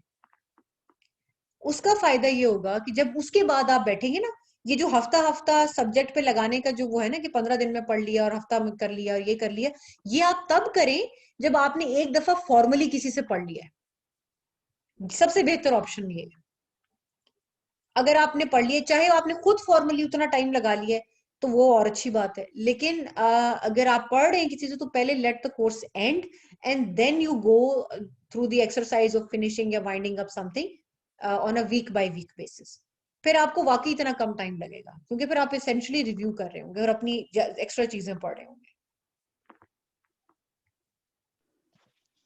अच्छा मैम एक बात बताइएगा, जी ये कि फॉर एग्जांपल जब हमारा इंशाल्लाह कोर्स अब एंड हो जाएगा तो उसके बाद हम अवेलेबल होंगी आप हमें क्वेरीज का आंसर करने के लिए, या उसके बाद बस बाय बाय? बस खुदाफिज हो जाएगा। हाँ जी, देखिए तरीकाकार तो उसूलन ये है कि मैं कुछ स्टूडेंट्स को मेंटोरशिप के लिए ले लेती होती हूँ, लेकिन आजकल वो मैं कर नहीं रही, बिकॉज सी आपके जो बाकी मेंटोर्स हैं there most of them are still in training. जो मेरा ग्रुप है ना, हम लोग बहुत जल्दी जॉब पे चले जाते हैं. I M right now currently in posting, तो मैं इस वक्त जॉब पे हूँ. एंड उसका एक थोड़ा सा ये होगा कि मैं I won't be as available, कि मैं हर वक्त नहीं अवेलेबल होंगी, लेकिन I am not going to say कि मैं पूरी कॉल्स के लिए अवेलेबल होंगी. लेकिन once again if you drop a message to me after 6 o'clock, तो I will try my best to cater and answer every question as much as possible. वो उस हद तक जितनी भी गाइडेंस मैं आप लोगों को दे सकी, इंशाल्लाह अपने एंड पे मेरी कोशिश होगी कि मैं अवेलेबल हूँ आप लोगों के लिए. एग्जैक्टली मैं जिस प्रोफेशनल वे एक मैसेज तो डेफिनेटली ड्रॉप करके ही करेंगे जी ना. जी ये तो नहीं है कि सारा दिन जब दिल जी चाहेगा जी कॉल जी मिला दिया. जी, तो बस ये डेफिनेटली इसमें मेरा बस एक रूल है कि जो 6 o'clock के बाद मुझे मैसेज करेंगे, उससे पहले किसी ने किया तो मैं तो या तो मैं देख के भूल जाऊंगी या मुझे याद नहीं रहेगा, because that's the working hours. तो उसके दौरान मैं किसी को केटर नहीं कर सकती. अभी के लिए भी ये आप लोगों के लिए मेरा ये रिकमेंडेशन रिक्वेस्ट है कि kindly whatever you want to ask me, please do it after 6 o'clock, क्योंकि उससे पहले अगर कोई मुझे मैसेज आता है ना, it falls through the cracks. तो मुझे either I forget about it, या अगर मैंने देखा भी होगा तो वो कम रह जाएगा, उस पर आपको रिस्पॉन्स प्रॉब्ली ना मिले मेरे एंड से. तो इसलिए 6 बजे के बाद आप लोग मुझे राब्ता करेंगे अगर करेंगे, and you leave a message या leave a voice note, whatever question you have, you can ask in during that time frame, वो कोई इशू नहीं है. उसके अलावा कोई चीज आप लोगों में से किस किस को इंग्लिश में इशू हो रहा है वैसे? That is my major concern. Miss मुझे तो थोड़ा है, बहुत बस है. मुझे लगता है कि ऐसे में और प्रेसी में थोड़ा डर लग रहा है कि उसमें थोड़ा सा. देखिए, सब्जेक्ट असल में डरने वाले भी वही दो हैं, जो ऑनेस्टली मैं आपको एक बात बताऊं कि 98 पॉइंट पता नहीं कितने कैंडिडेट जो हैं, वो तो फेल ही अंग्रेजी के अंदर होता है. सो उसके अंदर key thing to remember is कि अगर आप लोग उसमें थोड़ा सा स्ट्रगल कर रहे हैं ऐसे या इंग्लिश के पेपर के अंदर, तो a good way to gauge this system is के कोई जो एवेल्युएशन कर रहा है ना, उसको ही एक एवेल्युएशन अपनी करवाएं बगैर तैयारी के, एंड सी कि क्या आप लोग 40% मार्क्स ले रहे हैं प्रेसी के अंदर. If you are scoring around 40% marks in precis, so there is a good chance that you might not clear the essay paper. अब आप लोग सोच रहे होंगे कि प्रेसी अगर क्लियर कर रहे हैं तो why you are not clearing the essay. होता क्या है कि जो लोग प्रेसी में पेपर में बॉर्डर लाइन पास हो रहे होते हैं ना, मतलब सपोज एक रेगुलर सिचुएशन की बात करें, वो नहीं जिस साल टारगेट किया जाए अगर पेपर को, तो फिर तो किसी का कुछ भी नहीं हो सकता.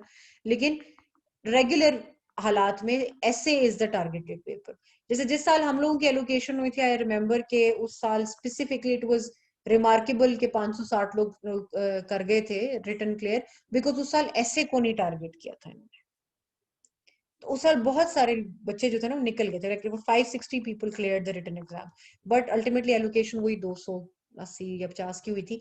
तो लेकिन the thing about that was कि जब आपका प्रेसी में बॉर्डर लाइन मार्क्स आ रहे होते हैं, इसका मतलब है कि आपकी लैंग्वेज अभी इतनी डेवलप्ड नहीं है, और उसका नुकसान आपको असल मानों में नजर आएगा ऐसे में, क्योंकि प्रेसी के पेपर में क्वेश्चन इतने ज्यादा होते हैं कि अगर आपने उसकी 4-5 चीजें भी ढंग की की होंगी ना, तो वो बंदा क्लियर तो कर ही जाता है, मतलब बॉर्डर पे पास तो हो ही जाता है.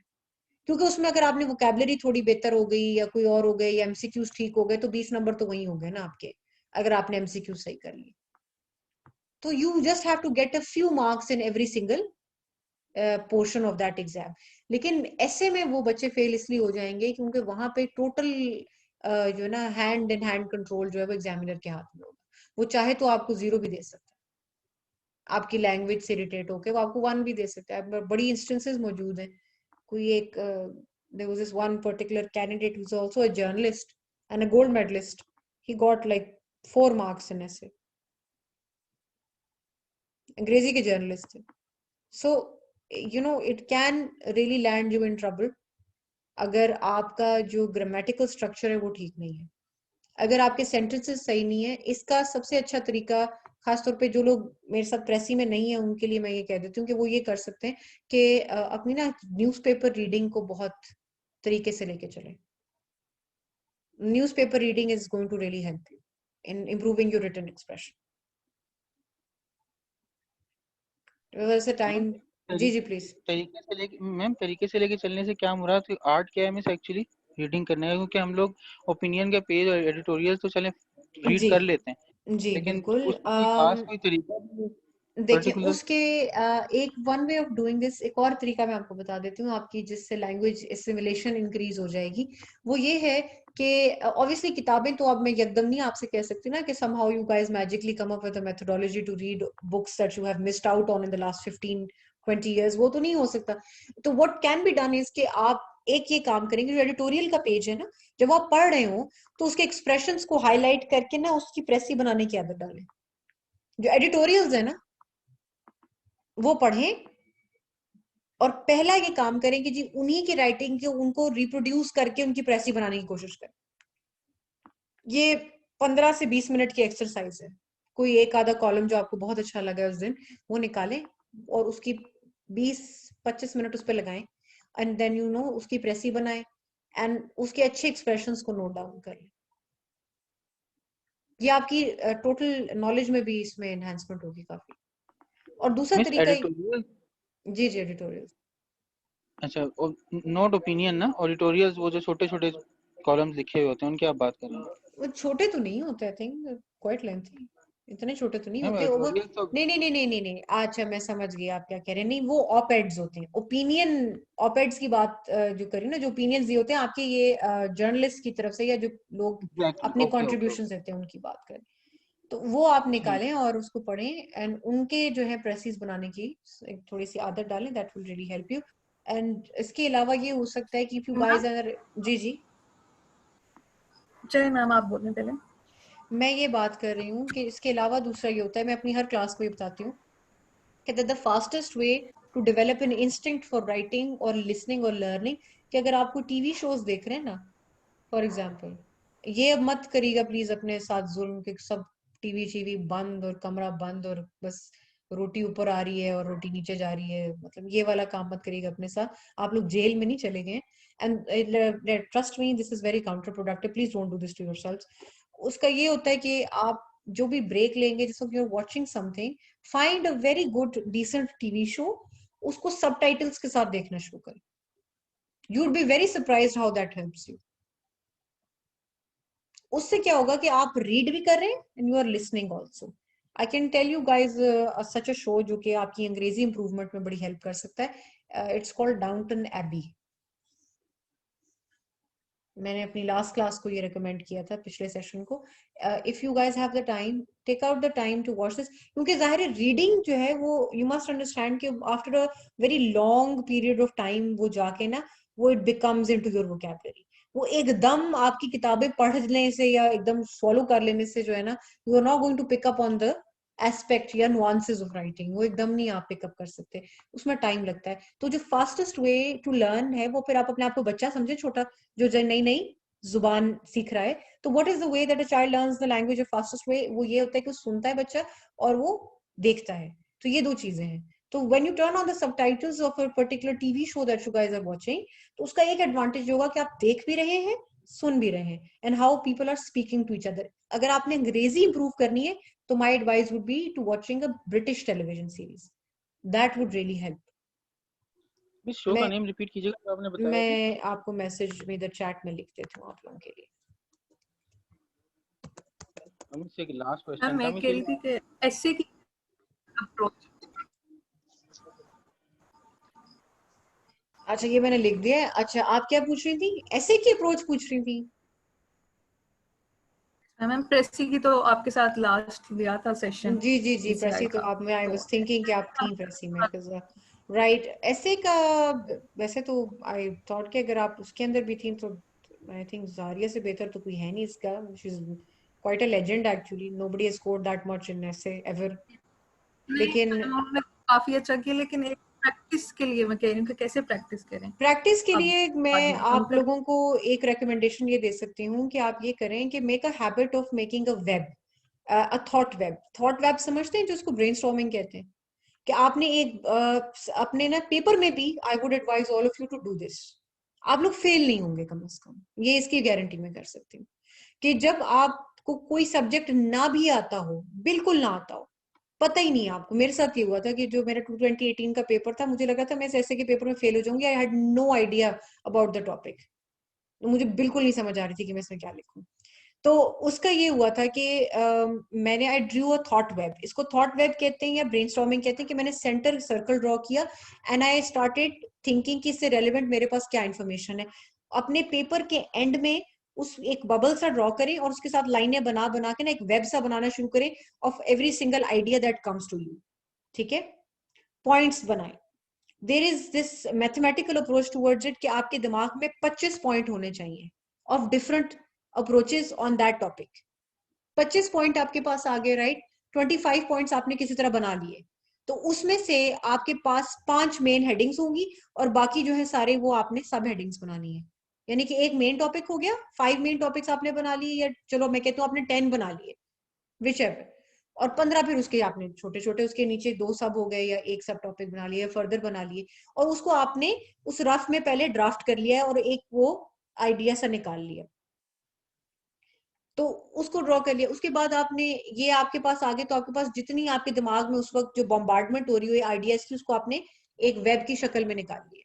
वो वेब आपके पास आ गया, अब उस वेब को आपने नीट करना है। फिर अब आपने वन बाय वन उसमें से एक चीज निकालना शुरू कीजिए कि ये एक मेरी मेन हेडिंग हो गई, इससे मैं स्टार्ट करता हूँ। अनदर गुड ट्रिक इज कि whenever you are starting an essay, find a bunch of let's say 100 या 500 ऐसी कोई कोटेशंस होनी चाहिए जो कि इतनी हार्ट ब्रेकिंग किस्म की हो, इतनी इम्पैक्टफुल हो, और वो आपको याद होनी चाहिए। और कोशिश करें कि आपके सब टॉपिक्स में रेफरेंसेस और कोटेशंस हों। ये बहुत हेल्प करती हैं, आपकी चीज की ना अप्रोच कहीं और ही चली जाती है। बड़ा अच्छा लगता है कि जब कोई ऐसा लिखा हो। मैंने सिर्फ इस चीज पे रिलाई किया था, मेरे तो टॉपिक की बिल्कुल कोई समझ नहीं आ रही थी कि मैं क्या लिख लूं, and I still manage to score a 69। I think that is nothing short of a miracle, considering कि मुझे बिल्कुल भी नहीं आइडिया हो रहा था कि कौन सा टॉपिक मैं कर सकती हूँ। So that helps you when you have, जब आपने अपने उसको हैपहैज़र्ड ब्रेन को एक सॉर्ट ऑफ सेंट्रल कंस्ट्रक्शन दे दी ना, आपने एक वेब बना लिया, वेब में आपने आइडियाज चॉक आउट कर लिए, और फिर आहिस्ता आहिस्ता उनसे आपने बनाया। आउटलाइन हमेशा एंड में बनाए, पहले मत बनाएगा, एंड में आउटलाइन बनाएगा, ताकि कोई चीजें आपने चेंज करनी हो तो आप वो एंड में कर लें। व्हाट यू कैन डू कि अगर आपको स्ट्रक्चर चाहिए चीज में, तो आप पेंसिल से आउटलाइन कर लें और फिर उसको नीट कर लें at the end of the exam. That will really help you. अपनी राइटिंग को प्लीज इंप्रूव करें, ये बहुत इंपॉर्टेंट फैक्ट है। राइटिंग को हौला मत लीजिएगा, writing can make a world of difference, trust me. गंदी राइटिंग होगी ना, अगर आप लोगों की रीडेबल लेजिबिलिटी के इश्यूज हैं, तो उस पर काम करना शुरू कर दें अभी से, बहुत फर्क पड़ जाता है। और हाईलाइट एंड लेट मी से कि ये लड़कियां तो ये ऑटोमेटिकली करती हैं, बंदे बिल्कुल नहीं करते ये काम। थोड़ा सा आप लोग भी इसमें एफर्ट डालें कि जो हेडिंग्स बनानी या डिफरेंट कलर्स के पेन्स को यूज करना। I know this sounds a bit childish, but trust me this has a very positive impact. आप अच्छी हेडिंग्स बनाएंगे, कम से कम 2 पेन्स आपके पास होने चाहिए, ब्लैक एंड ब्लू। अगर आपने मार्कर एक होना चाहिए जो आप जिससे आप हेडिंग्स बना रहे हैं या इंपॉर्टेंट कोटेशंस या फैक्ट्स को अंडरलाइन कर रहे हैं। उसके अलावा एक और एडवाइस ये होगी कि अगर आपको कोई डेट याद नहीं आ रही, तो आप उसका रफ ईरा डेकेड लिख दें, 70s कर दें। अगर 1970 की कोई डेट है तो 1970s कर दें। अगर आपको ये याद नहीं आ रहा कि ये कोटेशन किसने कही है या ये बात या एनालिसिस किसने दिया था, तो आप उस पर रेफर करें according to legal experts, according to experts या अकॉर्डिंग टू एनालिस्ट। स्पेसिफाई मत करें, वहां पे गलत होने के चांसेस है अगर याद नहीं आ रहा। So that is some of the guidance that I could possibly give you guys. Ma'am एक लास्ट रिक्वेस्ट थी जी जी प्लीज। कि जैसे हम लोगों ने भी आपने असाइनमेंट दी, ठीक है, जी। तो उस टाइम पे भी आपने यही कहा था कि आई वांट टू चेक के वेयर डू यू स्टैंड, हम्म। तो वो रिटन एक्सप्रेशन वगैरह का ना एक कमेंट कर दीजिएगा काइंडली, तो उससे मतलब आइडिया हो जाएगा जी जी कि बिल्कुल डू वी बिल्कुल। Need to work on that और not. You guys don't have to worry about that. Actually, I am going to give you all a heads up कि please do not be offended. I can become very brutal while checking the exam. तो जैसा होगा ना मैं वैसा ही बताऊंगी आपको, और मैं मेंशन करूंगी अगर राइटिंग के या लैंग्वेज के या एनालिसिस के कोई इश्यूज होंगे वो मैं आपको पहले बता दूं, एंड आई ठीक है will ma'am, tell in you short very रगड़ा लगा फ्रैंकली। दे पहले, जी क्योंकि जी उससे पता चल जी जी जाएगा। बिल्कुल, वो तो होगा, वो तो I am not going to lie to you, I am not a coddling teacher, I will tell you as it is. So इंशाल्लाह ठीक जब है, आप लोगों thank की you. आज या कल में मैं वो कर देती हूँ ना अपलोड, तो उसमें आपके चेक्ड वर्जन्स भी लग जाएंगे, तो that way you guys can really understand कि मसला कहाँ आ रहा है. ओके मिस एक लास्ट क्वेश्चन मेरी तरफ से भी. जी जी प्लीज. मिस ये जो आपने एक्सप्रेशन का कहा, ओपिनियन की जो ओपिनियंस वो के हम लोग पढ़ते हैं कॉलम वगैरह, जी जी एक्सप्रेशन से एग्जैक्टली आपका क्या मुराद है? आप देखें कि जब आप कोई एडिटोरियल्स अगर आप पढ़ते हैं या आपने ओपिनियन एड्स पढ़े होंगे तो आपने देखा होगा कि हर लिखने वाले का एक पर्टिकुलर स्टाइल है. आप नोट करेंगे तकरीबन डॉन के हर इशू में किसी एक सिविल सर्वेंट ने आर्टिकल जरूरी लिखा होता है ना. एक तो है साद है मेरा ख्याल में उनका नाम, he is very famous author also. तो उनका कभी आप पढ़ के देखें, see the way he rights, the way he talks about things. एक होती है चीज कही जाती है कि बिल्कुल डायरेक्ट लिटरल में आप कह दें कि पाकिस्तान इज करप्ट. ये एक बड़ी लिटरल सी स्टेटमेंट, बड़ी जेनेरिक सी. Pakistani politicians are corrupt. फिर इसको कहने का एक और तरीका है कि इसमें उन्होंने क्या, I think the exact phrase that can B replicated was that the political well is so thin that it can be pierced with the slightest of tugs. That is another way of saying that the political structure in Pakistan is weak. Figurative language का इस्तेमाल shows your command of language. तो जितनी ज्यादा language आपकी figurative की तरफ जाती है, जहां पे आप होते हैं ना कि जूमानी, उर्दू में जिसको कहते हैं ना, जिस तरह शायराना अंदाज या जूमानी बात करना, तो ये हर चीज को कहने के 2-3 तरीके होते हैं. आई एम वेरी होपफुल या colour me hopeful, this is like Fiza would tell you कि कितना ज्यादा मैं इस पे हमारा डिस्कशन हो चुका है इस बात. Yes ma'am. जी तो मतलब आई जी बिल्कुल. So this is what it is about. Your figurative language, your expression is of extreme importance. अगर आप एक चीज को कहने का अंदाज अच्छा है तो you are, trust me, you're halfway there. If you know how to write, how to express your ideas accurately, तो बगैर पढ़े हुए भी मैं बहुत कॉन्फिडेंस से आप सबको ये कह सकती हूँ that you guys are halfway there. That is how much this particular aspect is important. इसको अंडर एस्टिमेट मत करिएगा, बाईपास मत करिएगा. Learning is very important, but if you can't express those ideas properly, तो then what is the point? You are going to lose out on the next person जिसकी knowledge आपसे कम होगी लेकिन वो लिखना आपसे बेहतर जानता होगा. तो अल्टीमेटली राइटिंग के अंदर ना यहाँ पे प्रॉब्लम आ जाती है कि वो आपका फर्स्ट इंप्रेशन है. वो आपको देख तो रहा नहीं है ना, उसको पता है कि आप किस किस्म के किरदार के मालिक हैं. तो at the best what ever your character is your hand writing, your substance, your spirit is your content of your examination. इसको इस तरह समझे. तो जब तक उसके ऊपर एक एक सर्टेन लेवल आ जाएगा, एक वो उसकी एक अप्रोच होनी चाहिए, उसकी एक अंडरस्टैंडिंग होनी चाहिए, वो आप अगर अपने रीडर्स को ट्रांसमिट कर देंगे तो फिर तो this exam is no problem for you. I think अब इंशाल्लाह मैम, थैंक यू सो जी मच. जी no problem. I think I will take my leave. अब I hope I helped you some इंशाल्लाह.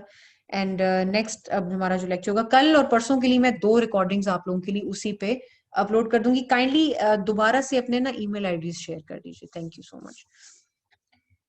चलें, अल्लाह हाफिज मैम. Thank you. अल्लाह हाफिज.